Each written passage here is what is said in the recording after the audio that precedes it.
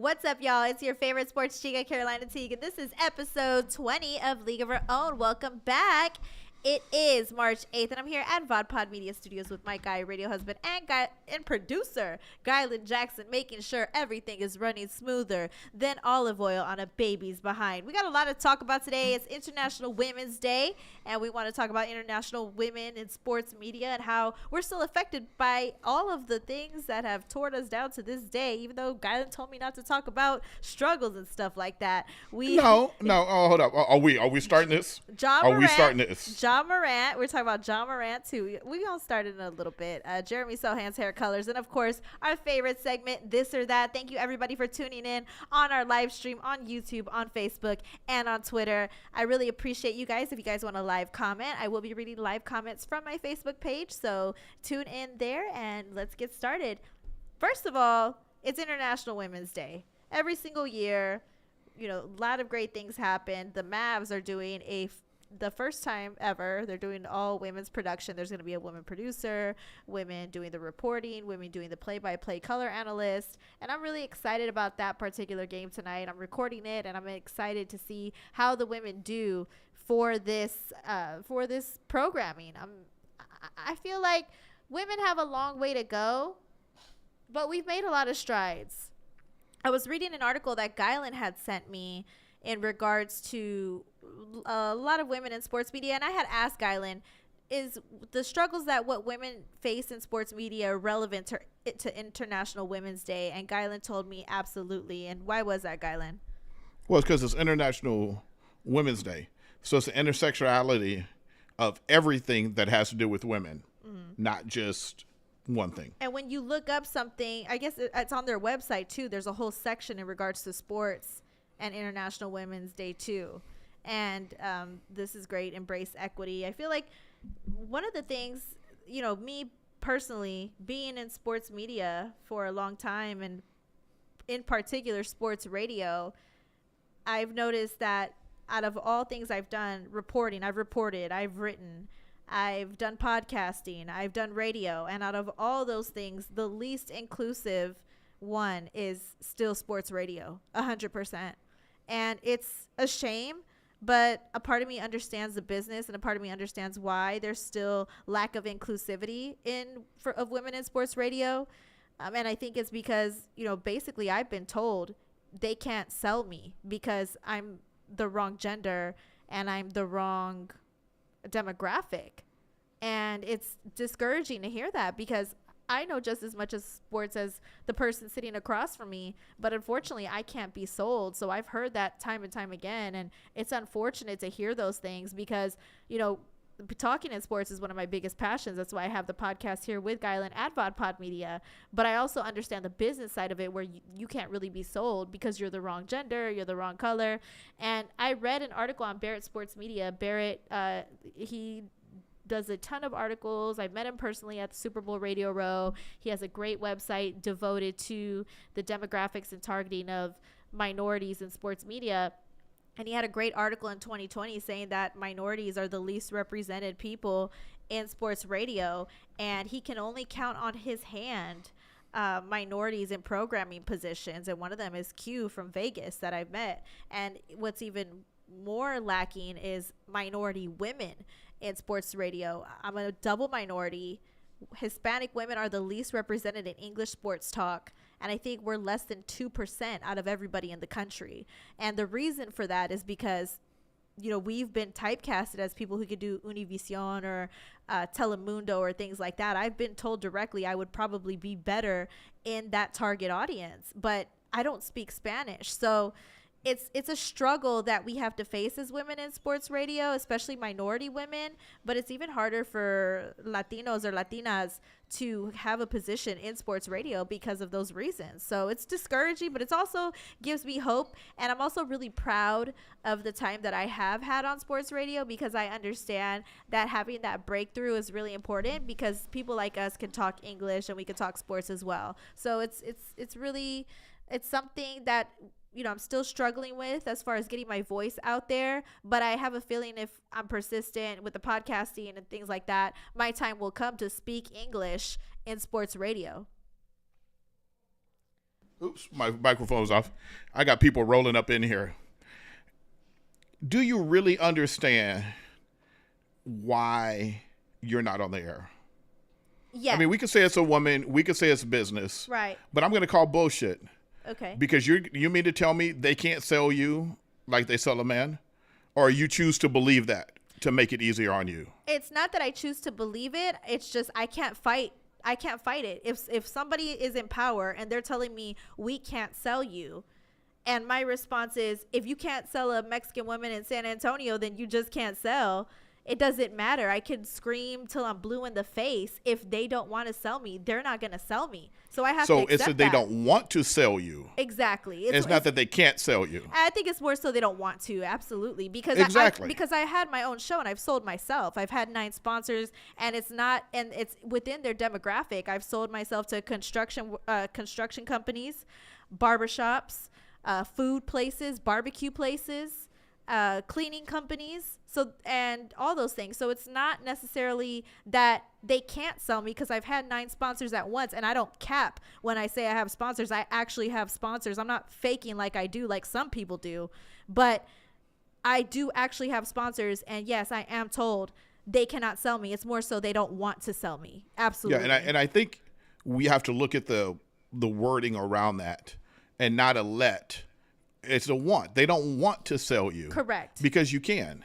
You can sell you all day long. Yeah, of course they can. Of course they can. They just don't want to. And right.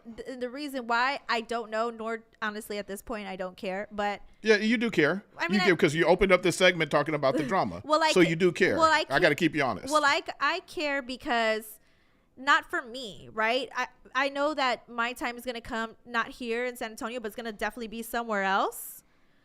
And I'm okay with that, because people have told me they are going to offer me something soon. It's just a matter of, do I accept their offer or not, which is great, because finally people are trying to offer me things, and they're offering me money, which is another thing. Women in sports radio in San Antonio, none of them are getting paid right now. Yeah, they don't get paid. Right. So I'm thinking, like I've noticed too, like when I was first in sports radio here in San Antonio, they did a segment on me. They did 2 segments. I was on Great Day SA, and I was also, they covered me on Spectrum too, as the first Latina to have a sports radio show in San Antonio. And when they covered me doing that, it was exciting. But I had also mentioned on the airwaves that a woman hasn't been on the airwaves in 10 plus years. Within 6 weeks of those segments airing, shout out to Dawn before you. Shout out to Dawn Bartlett Hall. Within those 6 weeks, the sports stations had 2 women on. They had hired Jill Jelnick as the Spurs insider. She was on air for 2.5 years talking Spurs. And then they had Shannon Sweetie on the Ticket 760. So I don't know if it's a coincidence that women suddenly came on once the segment started airing, but I'm happy that doors are being opened. It was a coincidence. It was a coincidence. Yeah. I know you like to think you're the reason for the season all the time, but that was a coincidence. I mean, it was a very, very convenient coincidence. But I do feel like it is. I mean, real talk. I mean, 10 years ain't no women on air, and then they run segments on me, and then all of a sudden there's women on within 6 weeks. Yeah, but you don't. Yeah. So, okay. So come on. Maybe, let's be real. All right. But it's all good, because at the end of the day, like I care for me, but as a minority in this city where Hispanics represent 65% of people here in this town, and there's only one Hispanic. Well, Mike Taylor's half Hispanic. There's 2 Hispanics on San Antonio Sports Radio, and they're both men. It's great, because they're finally putting on minorities on sports radio and giving them opportunities. But there's also minority women who in this city want to talk sports, and we're just as deserving as the minority men, and double minorities have it much harder in sports radio. And that's facts in Barrett Sports Media. I've done my homework. I've lived this life. I know exactly what it is, and I'm not afraid to talk about it. I'm just telling everybody what it is. They can't sell me. So we have a struggle as minority. They won't. They won't sell me. Exactly. They won't sell you. They won't sell me. Yeah. They won't, for sure. But at the end of the day, like I said, I'm going to be getting offers, and I know my breakthrough is coming. So it's just not a matter of if, it's a matter of when. But I'm very excited to be vocal about it here on this podcast. And whoever's listening, I hope they're listening well, because I don't care if I don't get an opportunity ever again. Minority women deserve to be on sports talk radio in San Antonio, in Texas, across the nation. I'm tired of it, honestly. Why? Why do you deserve to be on the radio? Because if we have the credentials to back us up, right? Like literally, I've seen people surpass me in sports radio in this city, and their only credentials to back them up is they're related to somebody. I've seen people cover sports in San Antonio who have less of a following than me, who haven't even interviewed nobody who's near the caliber of the type of athletes that I've interviewed, or have been able to sign their own contracts or produce their own sponsors, or been able to come out and just be that type of person who's willing to put in the groundwork and have their own show and pay to play and be successful on their own for over a year and a half. Who's won Rock the Mic. I won Rock the Mic. Out of all 6 winners, I'm the only woman, the only minority woman. I'm the only one who never got to be on a show. Let's just get that out the way. And I've seen everybody been able to have weekly opportunities on a show. And when I go on sports radio, I'm shut down within 4 months. I'm shut down within 5 months because I can't be sold. Because I would be better off being in doing Telemundo or Univision or Tejano Music. Does it make me upset? It does make me upset because I'm like, look, I put in the hard work. I'm doing the groundwork. I'm being a reporter. I'm being a writer. I'm literally taking time away from my children, working a full-time job, going to these places, having my camera in front of the top athletes in this city, getting interviews, and my voice isn't even worthy to be on air for 4 or 5 minutes to talk about my experience. But I see people who get opportunities who don't even live in this town to get to talk about what they've been through. It's a lot of political things, but it's something that continues to inspire me to push forward. And I'm going to be fearless. So let me ask you, in a sports radio market where we have decent talent, actually I would argue that we have really 2 people in sports talk radio that are amazing talent. I think Rudy J is one of them. Okay. And Chris Duell. And Mike Taylor. And I love Jimenez. I don't care what anybody says. I love Jimenez. He is who he is. I love Jimenez. He is who he is. He's a professional troll that fills the top. Yeah, I could kick it with Jimenez. For sure. So let me get deep. Why in a city where they have torn you down, they have talked about your body. Oh, yeah. Another thing, too. Journalists have been spreading pictures of my body in group chats. And I've seen the worst things said about me. And I've seen people throw shade at me because they want me to respond so they can have some clout and they want me to crash. I'm not going to do that. But anyways, what were you saying? So we don't need to go too deep into that. And it's painful. Yeah. Right? I understand. Why do you want to be on air with those same people that disrespect you? I don't.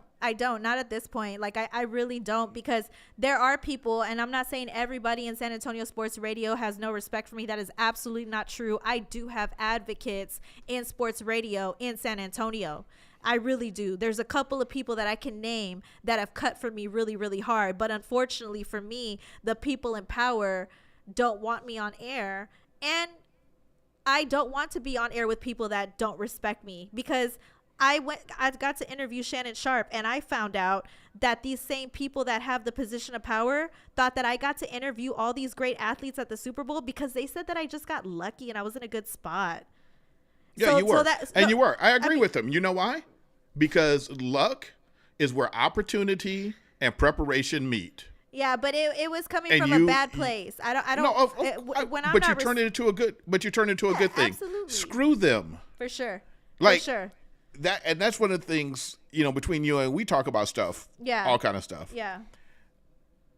Like, I'm at the point now, and it's probably because I opened my studio, and the only thing that's ever bugged me is the Walmart comment, right? That's what really bugged me. Oh, yeah. Well, who cares? I mean, like, honestly, like. But that's what I'm asking you. Right. Like, all this stuff, it's a who cares. It becomes a who cares thing. Right. In my opinion. Yeah, it does. But all I want to say is, like, I love you. So, tell me this. Okay. Tell me some of the women you look up to in sports talk radio. Some of the women that have either taken you under their wing, that you talk to that people don't even know, right? If you want to drop those names, but like that camaraderie, Yeah. what does that feel like to you? Oh my gosh. Women that I look up to, 1,000,000%. Joy Taylor, for sure. She's fearless. She's a boss.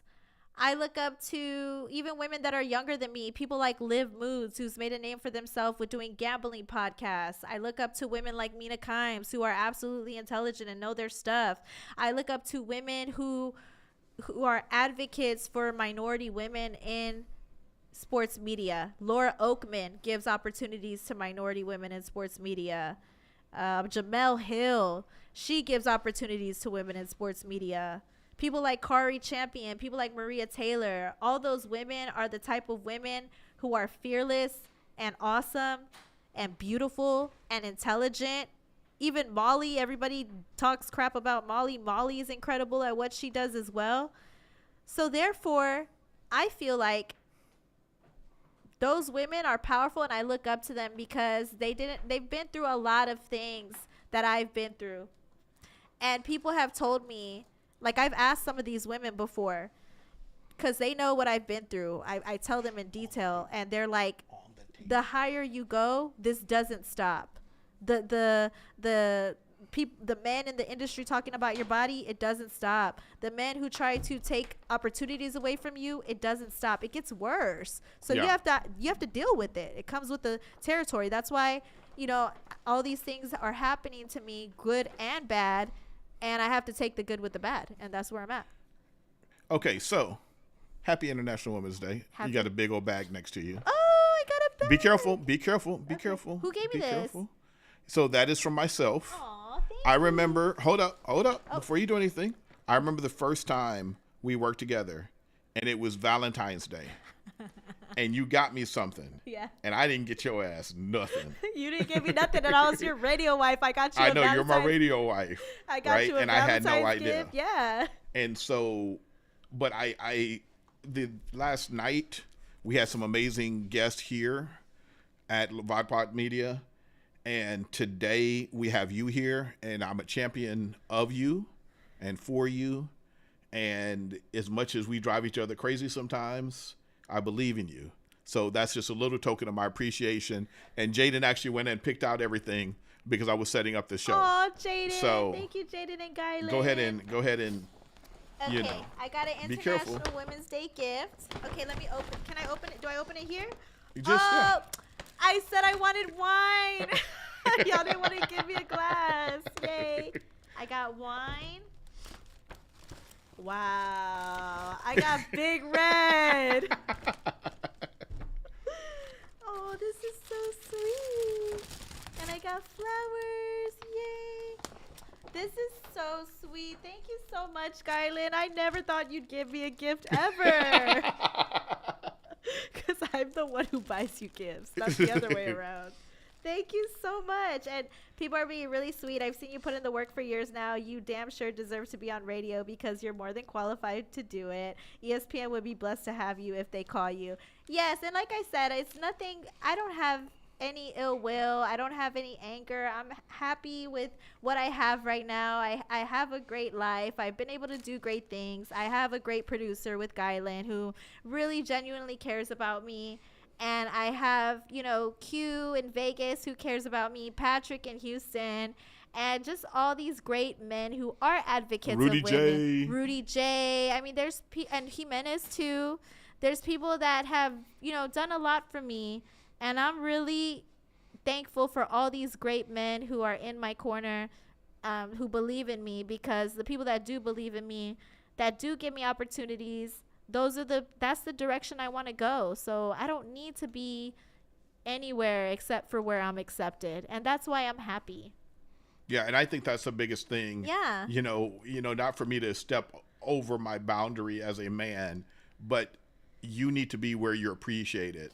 Mm-hmm. Because if you're not where you're appreciated, Carolina, I'll never be you'll never be happy. No, you'll never be happy. Yeah. You'll be successful.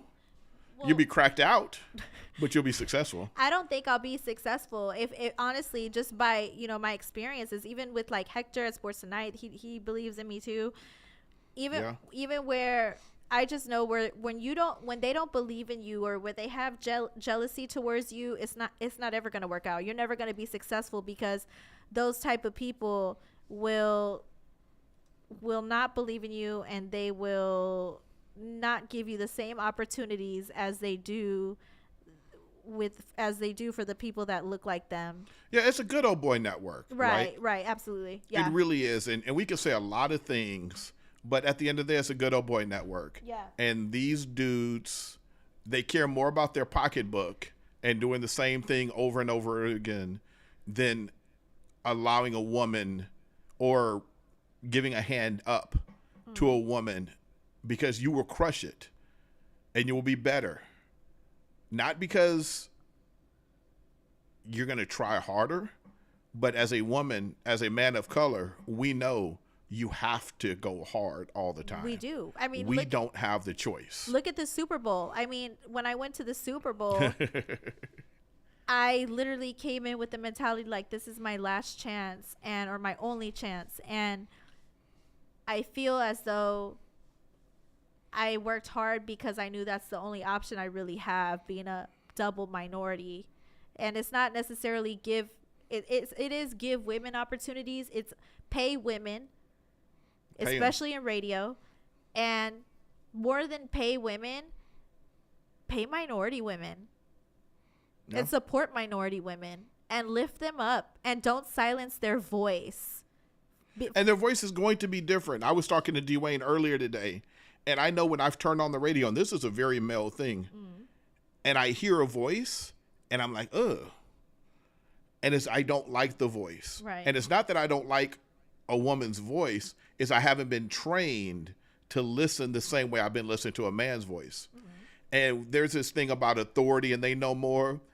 There's nobody that I know of in San Antonio sports radio that went past college in sports, and none of them that I know of were great in college or even a role player. And so that's no different than any woman on the radio. And I could be wrong. There may be one, but I think every single one of them are basically talking heads. They're no different than anybody else. It's all politics. I'm just going to leave it at that. And I know that luckily for me, there are minorities who have worked hard and trailblazed, and they're getting the opportunities, and they're opening doors for people like me. So I'm really grateful that those people have put those pieces to the puzzle together, because I'm going to do the exact same thing for a minority woman who wants an opportunity. Exactly. And we've been talking about that too. Whenever it's my turn to be put on, and I'm not just going to be like, oh, you're minority women, so I'm going to give you the opportunity. I'm just going to treat you like an equal. That's because that's all I ever wanted, is treat me like an equal. You see the numbers are there. You see the following's there. You see that I've sold myself. You've seen that I put in about 5 times the work that people you've given opportunities to that don't look like me. Just treat me like an equal. That's all I want.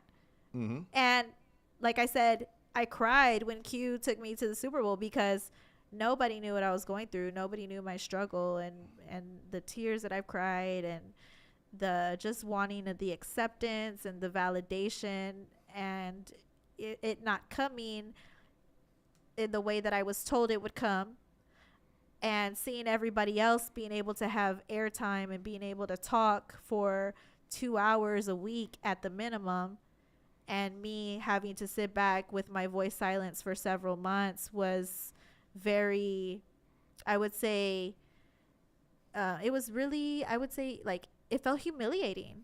But I hear you. Once I got the opportunity in Vegas, and I was there, and he was like, you can go on air whenever you'd like, I was like, I do deserve an opportunity, and this is what it's like to be treated like an equal, and I with respect. And I was like, this is what it's like to be when people respect your hard work, and it felt really, really good. So the people so let me two things. Yeah.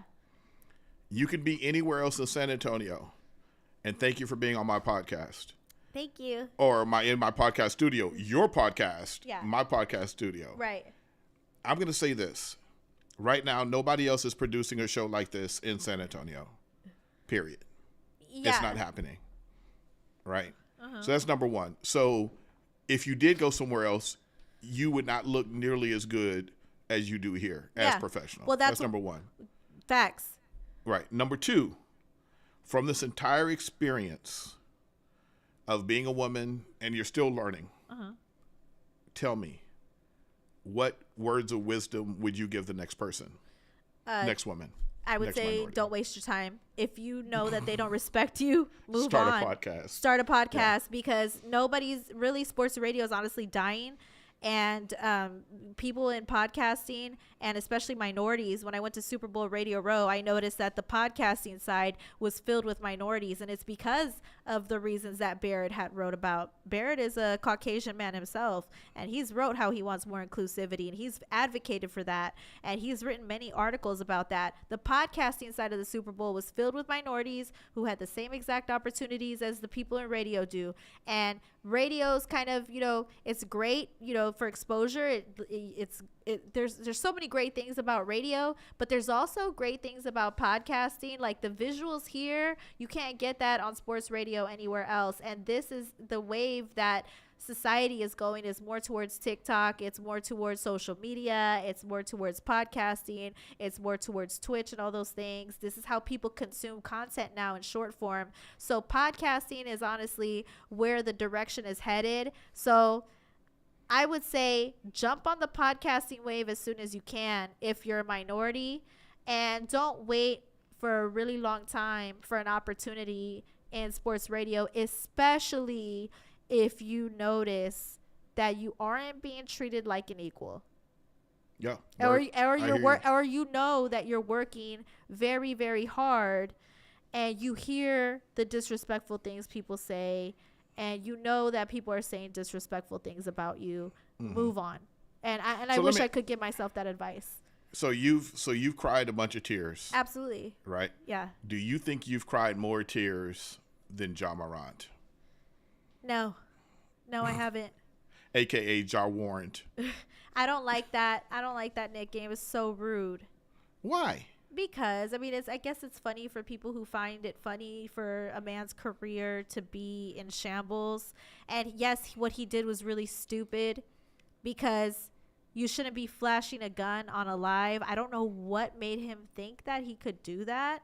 I'm thinking he wants to be hard. But he probably is hard. That's why he had a gun. I don't think he wants to be hard. He is hard. No, he's Will Smith. He's a Fresh Prince of Bel-Air. He's Carlton. He is not hard. Ja Morant went to private school, parents married, brothers, sisters.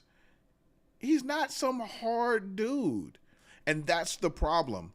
Just looking at him because of the way he looks and the tattoos, we expect him to act a certain way.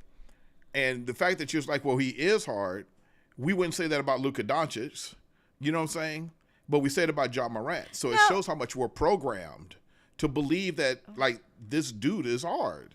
I think he's hard because on the basketball court, first and foremost. Yeah, but as far as, like, does he want to be a thug? Obviously, he's not a gangster. Obviously, he's not even in a gang because he plays for a professional NBA team.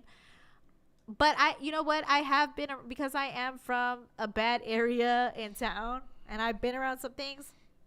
I've seen people get access to a gun and they just wave it around because they think it's cool. Like, exactly. I don't know why people do that in the hood. It doesn't make sense. Oh, they do it. Well, hold up. That's not a hood thing. Right? That's just a stupid person with a gun thing. Exactly. Yeah. Because there's a lot of white boys out there doing stupid shit, right, and they're not in the hood. And we got to make sure that we recognize that he just, maybe he's going through some shit that we don't know about. He has to be. I mean, not necessarily. He could just be stupid. I don't think he's stupid. I think he has gone through stuff in his life. Yeah, for sure. I think he's gone through stuff in his life. And but we can't make everything mental health. Everything cannot be mental. There could just be stupid people.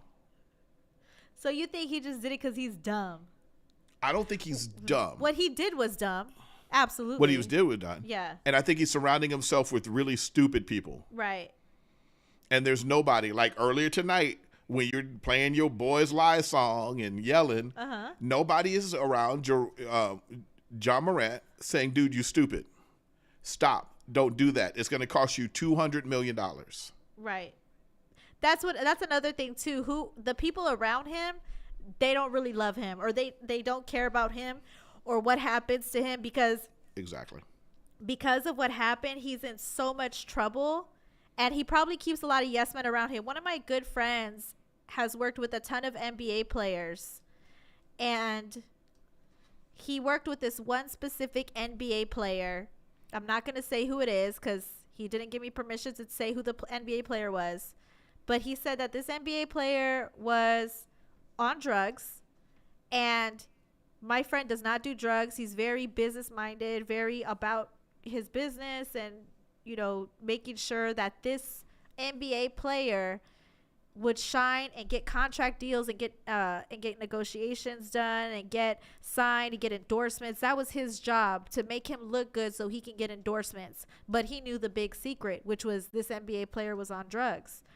And he basically would confide in me because him and I are really close. And he told me, I kept telling him, you need to stay off drugs or you're going to get in a lot of trouble.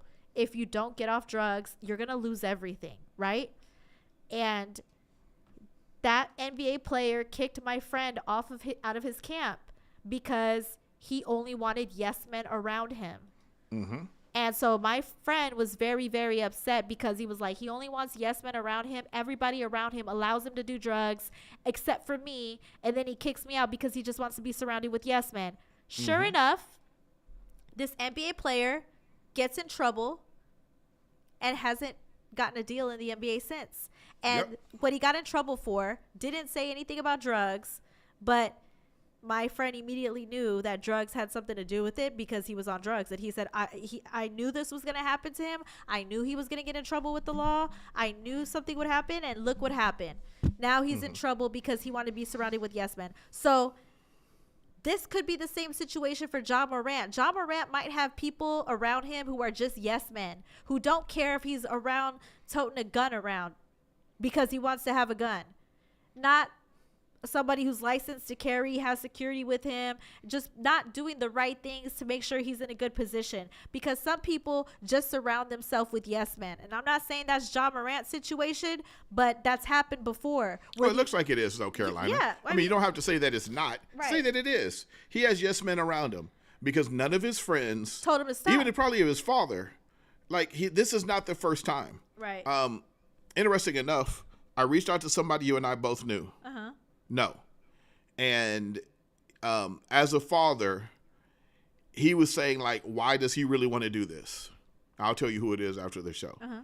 And he says, why does he really want to do this? And I don't know why he wants to do it, but I was asking him, because I have 2 daughters. But why is Ja wanting to do this? Even our intern, who loves Ja Morant, is like, yo, this dude is stupid. Uh-huh. He is wasting so much because he wants to appear hard. Right.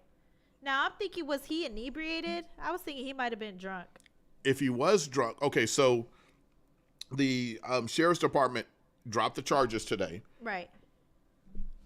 If they would have kept on pressing the charges, because Colorado is a right to carry state, constitutional carry state. Uh-huh. You can carry a gun in Colorado, right? But you can't be inebriated, basically, is what under the influence of alcohol. Is the way they announce it. However, in the NBA, he broke some serious rules, and he might be looking at a long suspension. Right. Which I don't necessarily know if I agree with or not. Right. Because, not to take up for the hard head, but all he did was flash a gun and act a fool. That's it. Yeah. He didn't do anything else.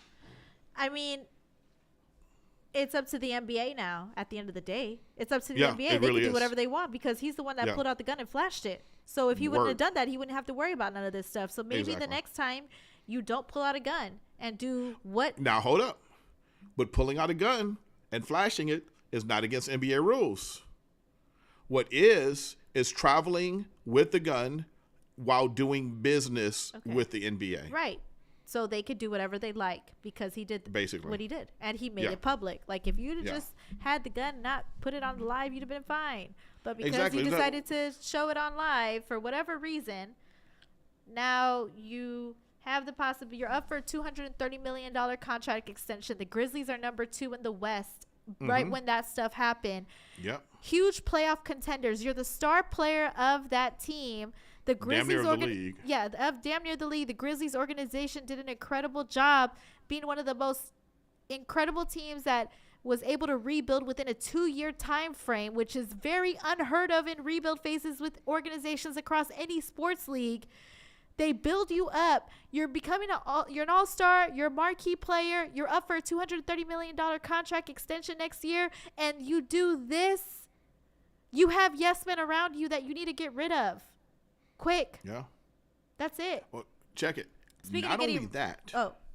What the other crazy part of this is the Grizzlies organizations does not have a player over 30 years old on that team. So there's no old heads telling these young bucks what to do and how to do it. Like, nobody's telling Jeremy Sochan what to do with their hair. Exactly. And somebody needs to, I don't know. I love So Jeremy. you want to talk about his hair? Yes, I do. I want to talk about Jeremy Sochan's hair, and I want to rank his hair colors from my favorite to my least favorite. So let's get started. I want to take a look. Okay. So we're going to start with the blonde bombshell look. I titled this the bombshell. Okay. Okay. Do you like it? No, I don't. Why don't you like it? I just feel like this is very basic. Jeremy Sochan is very eclectic. I like his personality. It stands out very, very, it's very flamboyant in a good way. What's it like to interview him? I love his personality.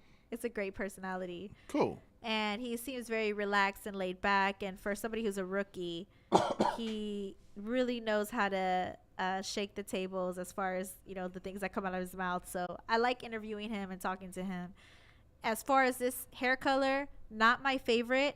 This doesn't scream Jeremy Sochan to me. This just screams Sochan, who just wanted to dye his hair really quick just so it could be a different color. Not a lot of effort put into it.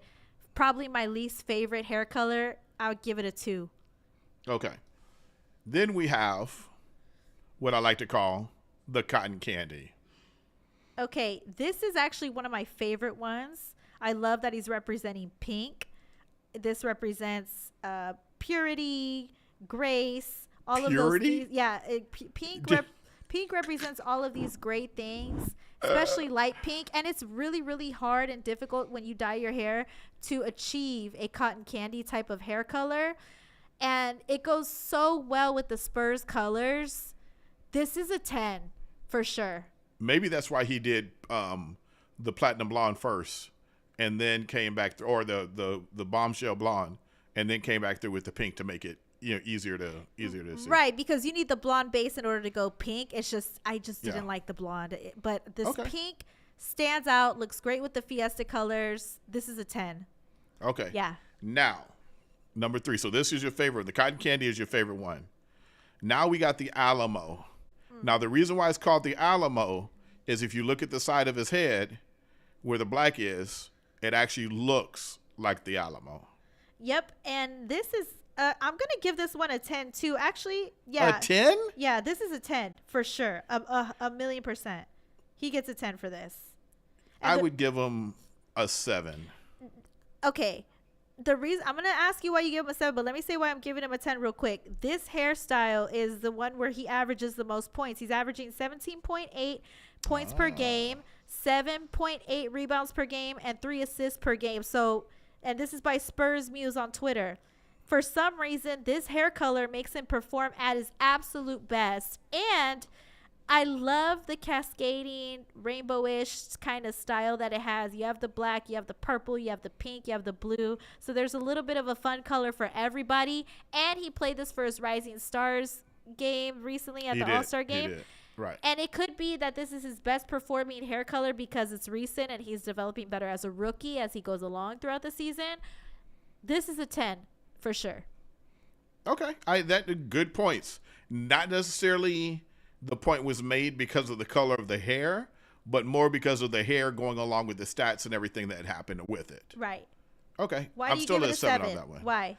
Because I think the sherbet. Oh. I think the sherbet is a 10. Oh my gosh. Yo. I like the sherbet. Okay. Wow. This one's like a 12. I have to go past 10 for this one. That's definitely a 12. Look at how he matches his hair with his shirt. Like, Yo, this is actually, like it's the flow. right. It's the flow of his hair. Right. With his shirt. Yes. It's just so well executed. Yeah. And this screams Jeremy Sochan. This screams fashion. And then he's doing the little Salt Bay, sprinkling the salt going on. The sherbet is a 12 for me. Okay. He has to bring that one back because it's, and I feel like you on a shoe, you could put those 3 colors on a shirt, and it's gonna stand out. And it's gonna look great. He looks fantastic here. Give me a 12. Okay, got a 12 on that one. All right, now we're moving to a new segment. Now we haven't come up with songs or anything else like that, but it's called The Drip. Okay. So we're gonna start looking at fashion and shoes. Okay. And clothes in with athletes. Okay. We'll take a look at uniforms, all kind of stuff like that also. Right. So we're going to start with Kenyon Martin Jr., the Nike Kobe 5s alternative Bruce Lees. Now, this is the Slam Dunk edition. Okay. What do you think? I actually really like those. I like the colorway on it. I like the black and the white with the red arrow. I could hear, but I feel like this is definitely. I like this shoe with what he's wearing. Would I buy it for myself? Yeah, I'd buy it for myself. So I would highly. You buy recommend this Kobe? it. I would. I like you in high tops. Okay. I like the high top look better on you than a low top. Yeah, I agree. I do like the high top look on me better, but I would if I saw a guy wearing this shoe, I would definitely recommend that shoe. Okay. I like it. I give it an 8. All right. Yeah, I don't know if I give it a score. Okay. It's a little boring. Okay. All right. All right. But as I was talking to Jaden, I like ugly shoes. Oh. Or shoes that are borderline ugly. So this is the winner of the Slam Dunk contest. Okay. Mac McClung. Okay. Puma Rise Nitro. Okay. I love them. I think they're fire. Why do you like them? Because of the colorways? The colors. I think the colors brilliant. Mm-hmm. And it works. It gives sherbet. It does give sherbet. It gives sherbet. Sochan needs to wear this with his hat. With his hair. With his hair, yeah. I agree. Yeah. I love this shoe too. And obviously it's good for athleticism. If you want to win a slam dunk contest, I would wear that shoe too. Okay. With something, so you like that one? Yeah. I'd wear it with like a neon shirt or something like that for sure. Okay. So this one coming up is possibly my favorite. Oh, now Jaden loves this one. I love those. Those are okay. I need those actually. So this is Trey Murphy III. Yes. We're in the Nike PG6. Okay. And they're called What The? Okay, and this is all the shoes worn at the All-Star game, right? Yeah, we got one more pair after this. Okay. The Slam Dunk scrap contest. all the other shoes. Other shoes is garbage. That's the shoe right Really? there. Yeah, is that the one? Yeah, for sure. I would like to see that in high top though. I just like the whole like all the colors. I've been looking for a shoe like that. So yeah, I definitely wear those. Yeah, that's fly. Yeah. That's fly. Okay. And then last but not least, we have the Jericho Sims Nike Air Zoom GT Cut. No. I don't like I them. know. No. Too basic. It's like we buried my grandfather in those.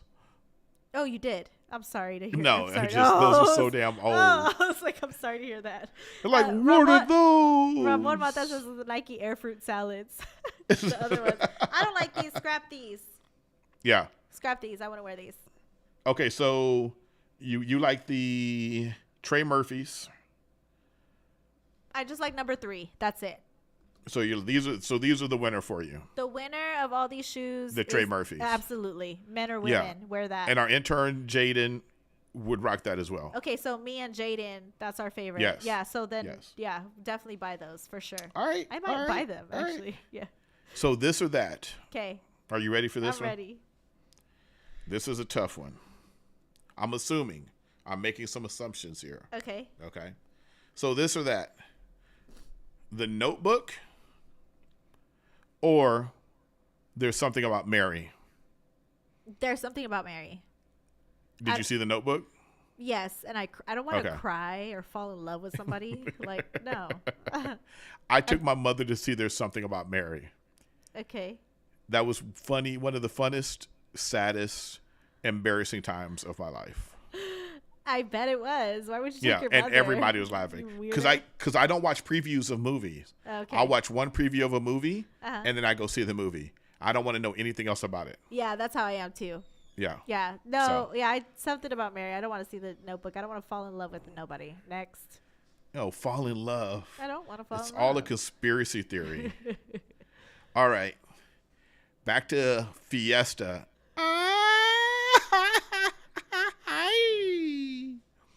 We have the Taste of the North Side, or we have the Taste of New Orleans.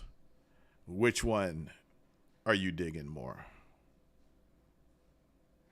The Taste of New Orleans. Okay. All The right. Taste of Northside's like $100 to get in. First of all, that's the first red flag. And I think you still have to pay for your food. I've never been there because I don't even want to pay to get in there. I'm sure Right, you have right. to pay for parking. My budget does not allow me to go to the Taste at Northside. I mean, I could if I wanted to, but who would want to do that? Oh, Yeah. see, Ramon Mata says he'd go on payday. See, yeah, if you got paid that Friday and you want to try something new, yeah, go to the Taste of Northside. But Taste of New Orleans, I think it's like, what, $15 to get in? No, it's not 15. It's way more than that now. What? How much is it now? I don't know. Jaden, hashtag research. How much is it to get in the Taste of New Orleans? Either way, it's probably nowhere near the Taste of the North Side. They Right, got the right. alligator bites at Taste of New Orleans. They got chicken on a stick still at Taste of New Orleans. They got good music at the Taste of New Orleans. chicken on the stick. Are you serious? That is the best thing at Fiesta. And the alligator bites. Give me the Taste of New Orleans over right. the Taste of North Side. Okay, cool. I'm never going to go. You'll never catch me at the Taste of North Side. You won't. I hear you. Well, today is International Women's Day. We are wrapping up the show. I hope you enjoyed everything, Carolina. I did. I got my flowers. I got my wine. I got my Big Red. I'm good to go. Here, show everybody what you got here. I'm going to go to my other shot here. Give me a sec here. Bam. So we got your Big Red. We got your flowers. And a big old bottle of wine. Yeah, I got my Big Red right here. Okay. Because, you know, I'm a hood rat. I got my wine right here. Twist off top because you're a hood rat. Dawn checked in. We brought up Dawn earlier. Oh, Dawn came Dawn came to the chat. in? Yes. We literally brought up Dawn. Happy International Yes. Women's Day, Dawn. I invited Dawn. Dawn is she's the pioneer Track of Smack Dawn. Track Smack Dawn. She's the pioneer of San Antonio Sports Radio. The first woman to have a show in San Antonio Sports Radio. I think the first woman. Yeah. And I'm pretty sure we're right. And I just want to wish her a happy International Women's Day as well. So we rock. We're the coolest. So yeah, we Yes. did give you a shout out, Dawn, because there's no way we could not talk about sports radio in this city, especially Without on talking Women's Day. about Dawn. Without talking about Dawn. Yeah, exactly. And you know what? I actually asked Dawn to come down here so she could be on the show, but we do Wednesdays, and I think Dawn, the way her life works is that she can't come here on a weekday because she lives in Dallas. Well, when she can. Or we can bring in her remotely. We can do a nice remote show.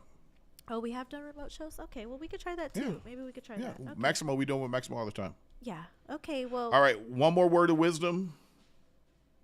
from me, Yes. I'm not that wise. True. But one more word of wisdom. My word of Make wisdom some is shit just go where you're celebrated, not where you're tolerated. That's Yo, what- that's all we need to hear. that's all we need to hear. Okay. Miss Carolina Teague. Thank you, Love you with all my guys. heart. Thank you for blessing me with your presence. Likewise. And, I don't know what I'd do without you, my friend. Thank you for everything. I love you. And thank you, everybody, you for too. tuning in. Bye, guys. I'll see y'all later. See you next week.